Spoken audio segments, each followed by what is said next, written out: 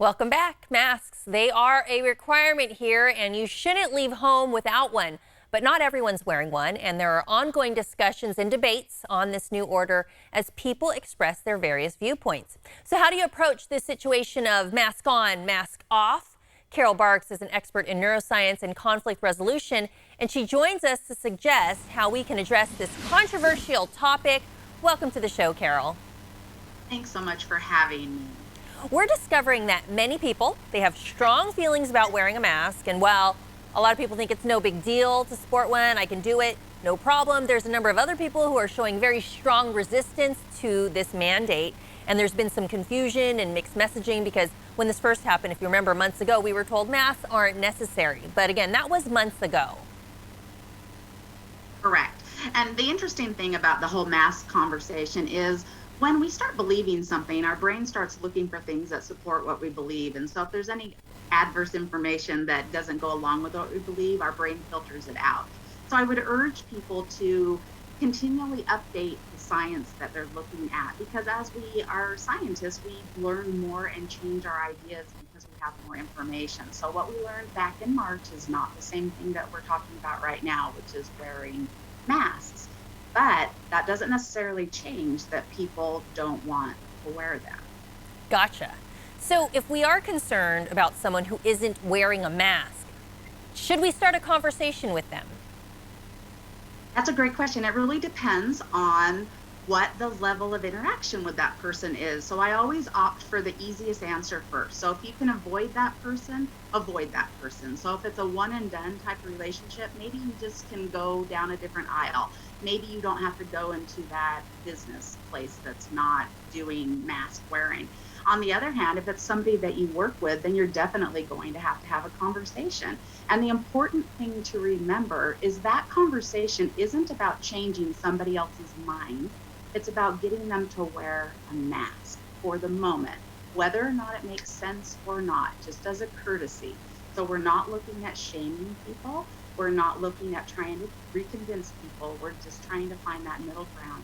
Could you just do this for me? Is it appropriate to share an opposing perspective on wearing masks if we do engage in conversation? Yeah, you certainly can. Most oftentimes, people will not hear your opposing view.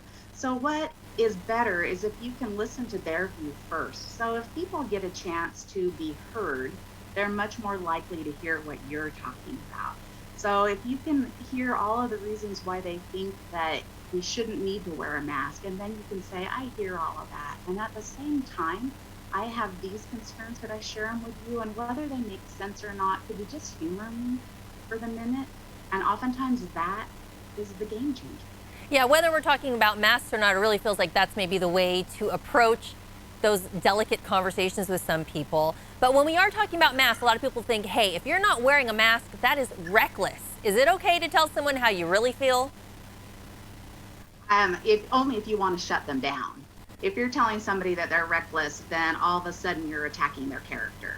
And when you attack people's characters, then they get defensive, and their brain that is open to listening immediately goes on shutdown, and they're either going to fight you back, they're going to withdraw from the conversation, or they're just going to freeze. And none of those things carry the conversation forward. So instead, asking people to consider information is a whole lot easier than telling them what they're supposed to do. And this goes with any conversation, like you said. And we have a lot of hot topics in the media right now where this could be beneficial. Right. When people shut down, you're just at polar opposites. You really can't find that middle ground. Okay, let's talk about wearing masks at work. How can you and should you approach that conversation? So with that conversation, oftentimes there might need to be policies for the workplace. And that's the easiest thing to do, is rather than have it be on a lower level where it's me versus you, if we can have a corporate policy, that makes it so much easier. But if there isn't a policy in place, and I just have to decide if I want to wear a mask and you have to decide if you want to wear a mask, and we maybe have opposing opinions, then the trick might be that we decide that until we both agree it's time to not wear masks, and we are not going to communicate in person. Maybe we're only going to communicate via phone or email or Zoom until we both feel comfortable about that. So it's about setting boundaries. And again, boundaries that just say, you have your opinion, I have mine. and they're different. So let's just figure a way to work around that till we both can get to a different place. Now, Carol, earlier you said if it's like a one and done type of situation, we can try to avoid it. But a lot of times this kind of conversation is really difficult because it's with family and friends. When we just don't agree, can we still avoid that mask talk altogether?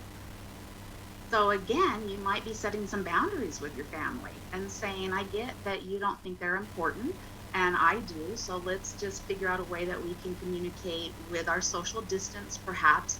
Getting people also to remember to look at the current science and realize that science can change on a dime. So we knew what we knew a month ago, but now we know more things. So getting people to actually update the research and letting them do that on their own. But again, just saying, I respect and care for you as a person. We have different views here, and in this case, this view is potentially life threatening. So, because of the risk that I see, I need to have a really hard line on this, but it doesn't mean I don't care about you. It doesn't mean I don't want to be around you. It just means that we have to do some different things just for this moment. All right, Carol Barks, thank you so much for giving us some insight and great advice on how to approach that conversation of to wear a mask or not to wear a mask. Thanks for being here today. Thanks for having me. Have a great day. You too. This interview involves commercial content. The products and services featured appear as paid advertising.